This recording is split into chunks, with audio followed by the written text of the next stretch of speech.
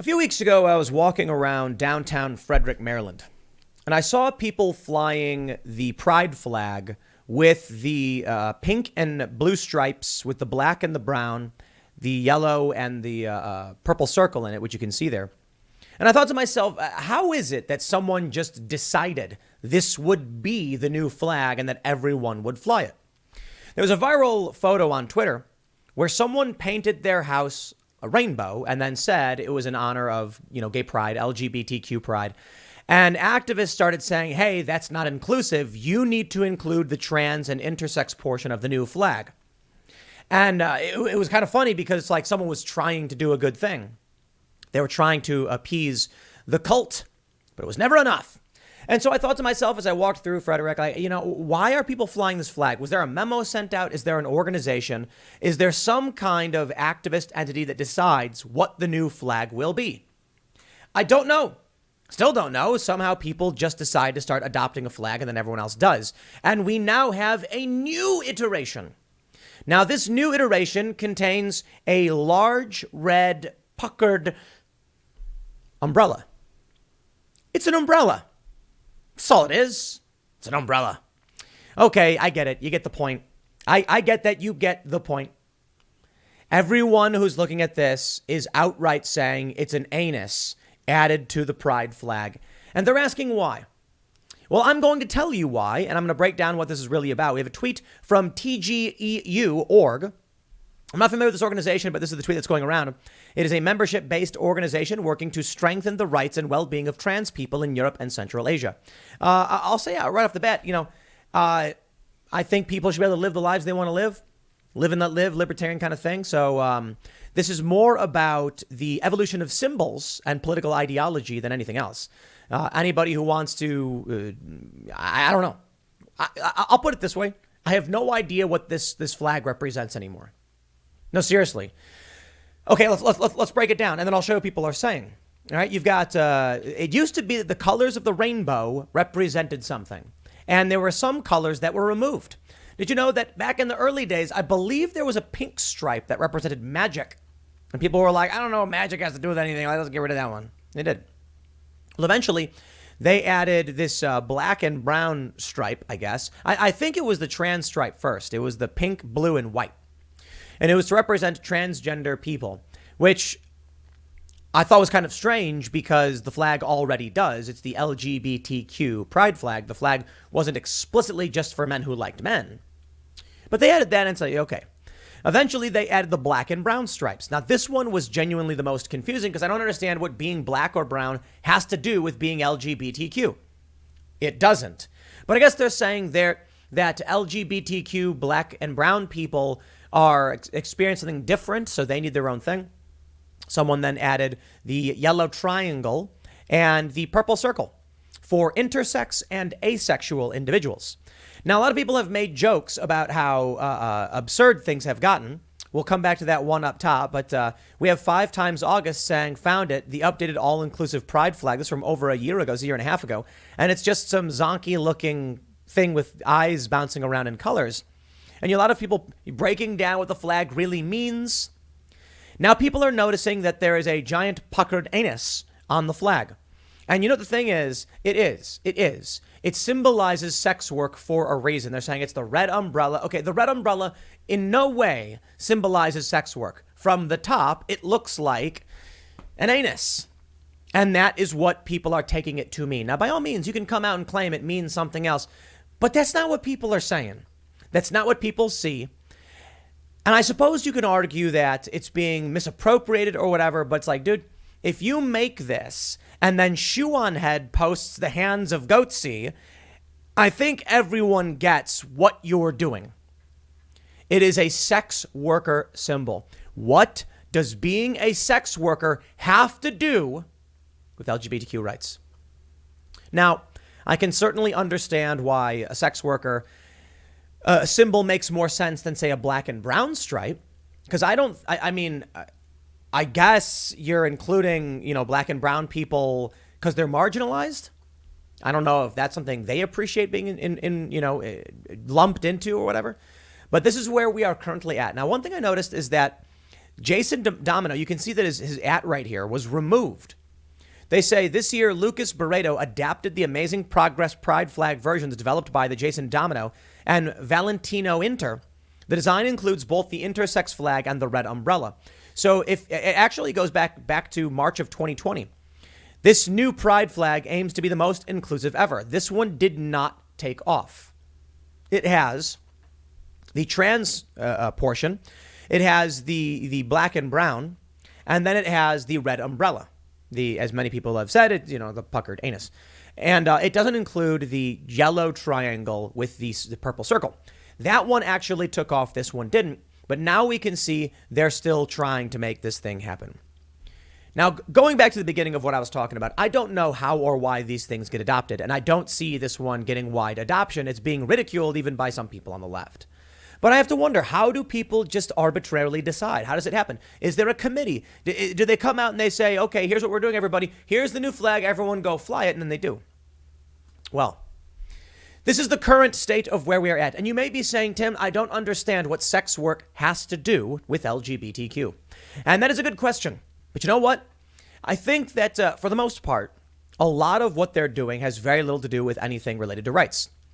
We have this from Media Matters. A shout out to James Lindsay, who appeared on, wow, they got this one up quick, huh? This is, we did a panel podcast last night at Turning Point USA.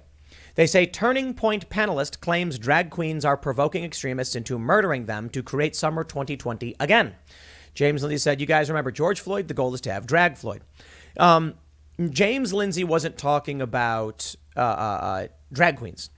He was talking about intelligence agencies trying to foment extremists into attacking drag queens. See, it's not the drag queens that are trying to get people to attack them. It is intelligence agencies, establishment entities. It is nefarious individuals working behind the scenes.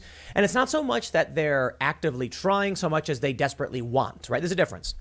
It doesn't need to be a conspiracy if they're crossing their fingers and hoping it eventually happens. As they keep saying, stochastic terrorism, stochastic terrorism. But I want to come back to this one. And I want to talk to you about this.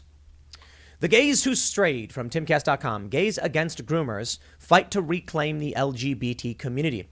Founder Jamie Mitchell told Timcast, our only goal is to stop this from happening to kids. We're not okay with this, and we're going to stop you from inside the community. These are people who are LGBTQ. These people are gay.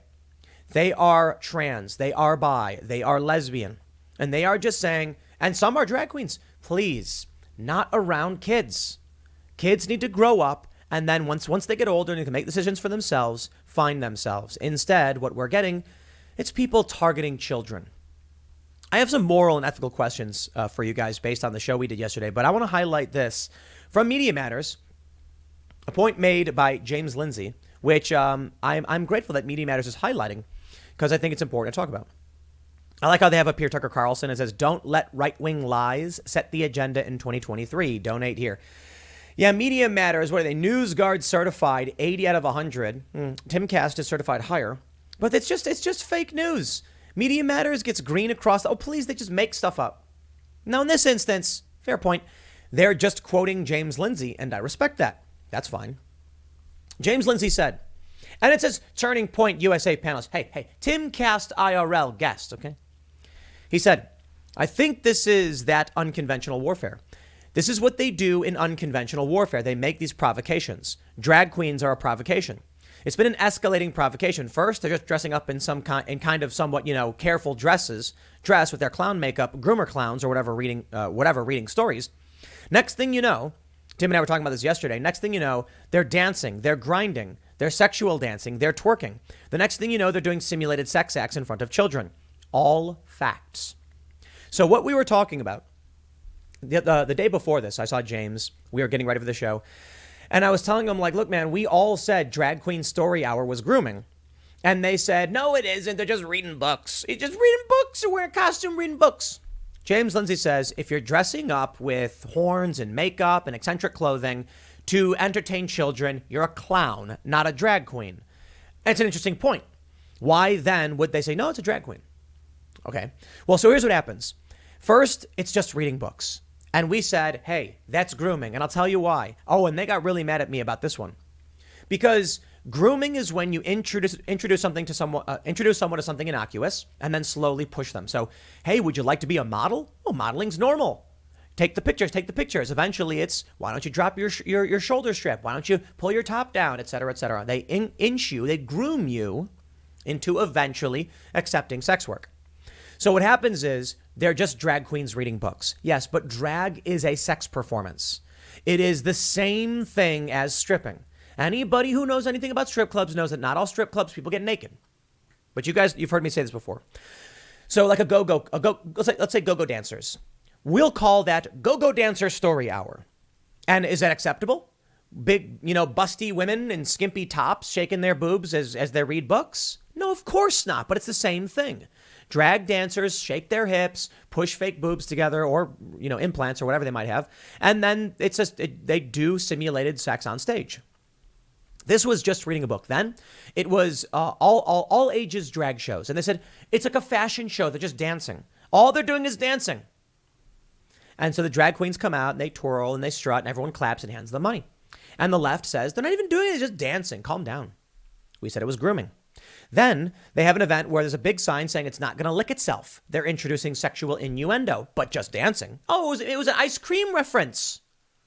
Then we get San Antonio, where they're actually hard thrusting on stage, where one person unzips at their crotch and pulls out some kind of meat or something like that, where they actively are talking about sex acts in front of children. Now they are simulating sodomy in front of children. That has always been grooming from the beginning with Drag Queen Story Hour, and now you can see it. And they lie every step of the way because they have to, because they know regular people will lose it unless they can inch them to a certain point. You had someone go to this drag queen store, this drag simulated sodomy event, and ask the parents, is it appropriate for kids? And they're like, yeah, it's fine. Kids watch movies. Frozen has innuendo. They don't even understand it anyway. And it's like, dude, there's no point in Frozen where two men start thrusting each other. Sorry, that just didn't happen. So what James Lindsay is saying, he's talking about stochastic terrorism. He's saying what they want to happen is that they will keep doing these things. He says, quote, they put a drag queen. Oh, it's just a story. It's just dancing.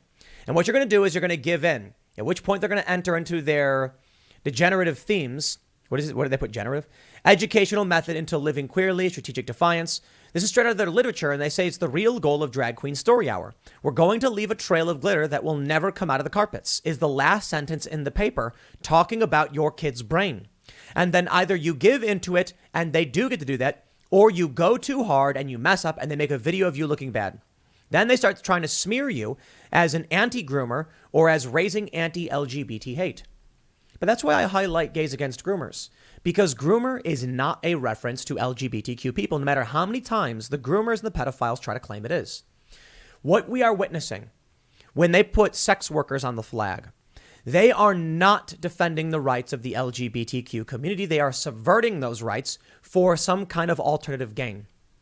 In this instance, sex workers want access. They want something, and that's fine. I'm more libertarian in this. I'm not a big fan of sex workers, but I'm more libertarian, so I think consenting adults should be able to do what they want. It's tough, right? I'm milquetoast fence sitter, but I'm more libertarian in that, so I'm usually like, whatever. They want to win their political battle. They've found a path to do it. Let's put the big puckered anus on the pride flag. Then people will start to ask questions about what that is, and if you oppose us, you're a bigot. Well, that's where we end up. Groomer is not a reference to LGBTQ people. It's a reference to pedophiles who are exploiting the LGBTQ community in order to win political points, and what they're doing is working. Here's what James Lindsay says. The goal is to get you to give in so they get their way or overreact. And that's where I say drag Floyd. It's so important to understand that they want a drag queen to get attacked, and they want to make a huge amount of hay of it, and they want to create summer 2020 again off of a drag queen or a trans person or something like this. What they omit from this is that the core of this conversation was, do not be violent. Violence does not work. They want you to be violent. Do not do it. Some people snap, and they get violent, and that is wrong. And it's a losing position. That's James Lindsay's point. Don't take the bait. There's other ways to win, and you know what? We are winning. As Bannon pointed out, it's amazing. He said 50 years, and James Lindsay as well, the march through the institutions. They slowly came in. Their ideas were bad. They had to slowly come in and try and take over. The march through the institutions. And in a year and a half, we have exposed to a great degree their efforts. Now, I want to talk to you about morality, because I talked about this on stage last night, and I had a lot of people tell me, no. I asked a question. I said, if a child's sick, doctor prescribes antibiotics, and the parents say, we don't want any of that mumbo jumbo in our kid, should the government mandate it? Should the government force the kid to take the antibiotics? And audience erupts. No. Luke Rudkowski then says, because if you allow them to do that, then they're going to force your kids to do all sorts of other things like Lupron or whatever. And I said, okay, all right. The point I'm making is that many people would find antibiotics reasonable, and they would find sex changes for children unreasonable. They would find vaccination unreasonable, but antibiotics reasonable. Meaning the law is the morals and the law. It's not digital. It's not 1, 0, 1, 0. It's not either yes or no. It's analog.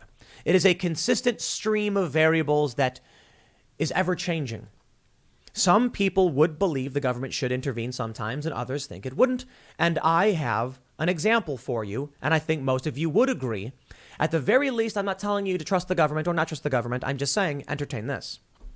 I asked on Twitter, if a child is depressed and a doctor prescribes a sex change and the parents agree, should the government intervene to stop it from happening? 73% said yes. 27% said no out of 70,000 votes.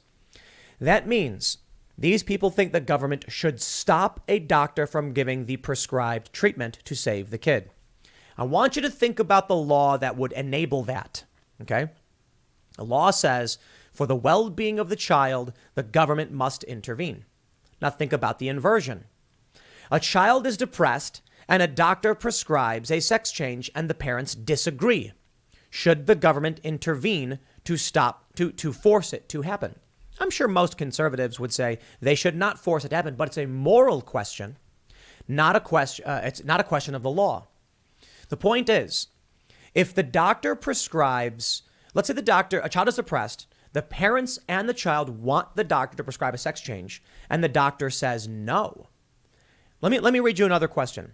Hopefully I can break this down so you understand. I said, if a child is sick and the doctor prescribes an antibiotic, but the parents refuse to give to the kid, should the government intervene to give the kids antibiotics? 29% said yes. 71% said no. 21,000 votes. Comparable numbers. An inversion. I then asked, if a child is prescribed the mRNA COVID vax and the parents agree, should the government intervene to stop it? 34.4% said yes.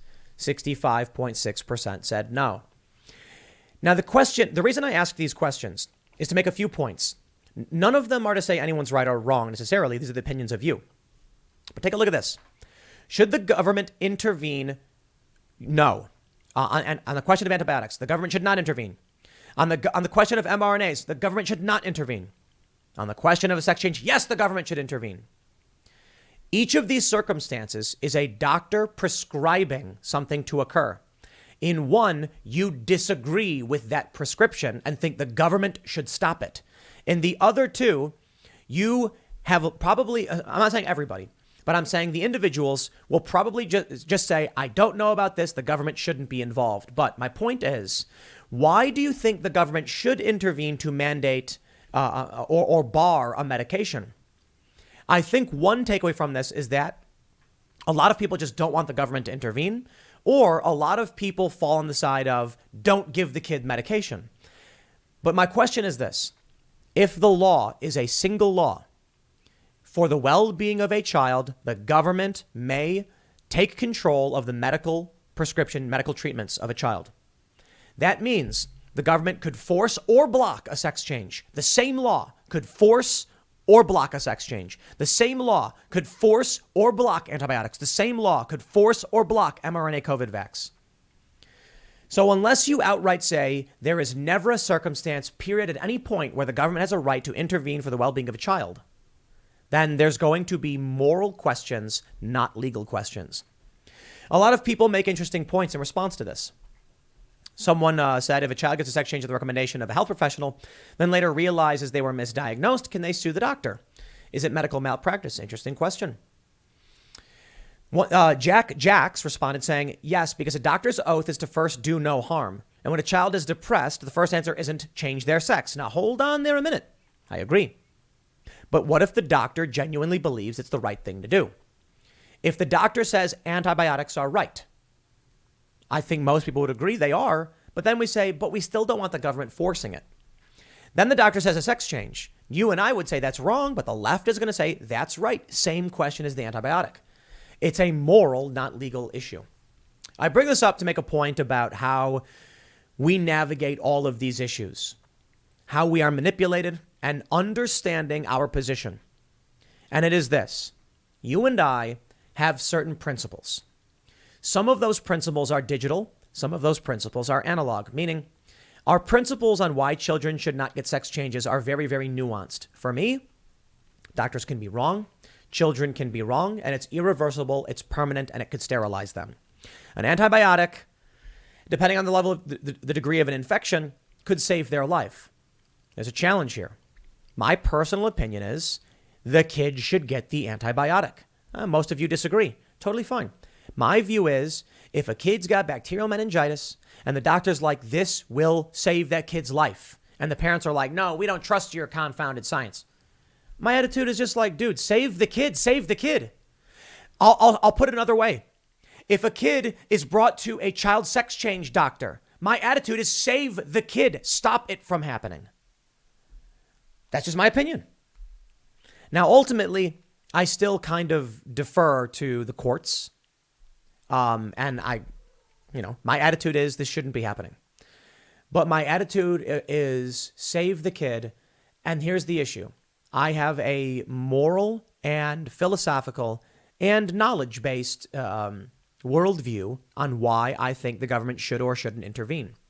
But it ultimately comes down to this. I do believe, as per the point of these polls, there are circumstances where the government should intervene for the well-being of a child. And that means we need a culture, a society that agrees on what is good and what is bad.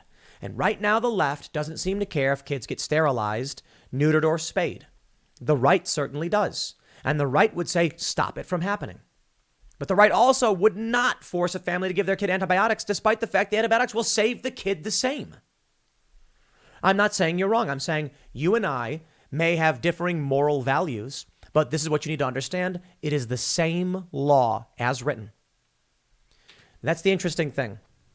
We're talking about drag queen story hour or simulated sodomy for kids. The law is already on the books. So why aren't police arresting the people who are engaging in simulated sex acts for children? Because of our culture. Because in Texas, the police are unwilling to do it. We need to build culture because the law is secondary. I'll leave it there. Next segment's coming up at 4 p.m. over at youtube.com/Timcast. Thanks for hanging out, and I'll see you all then.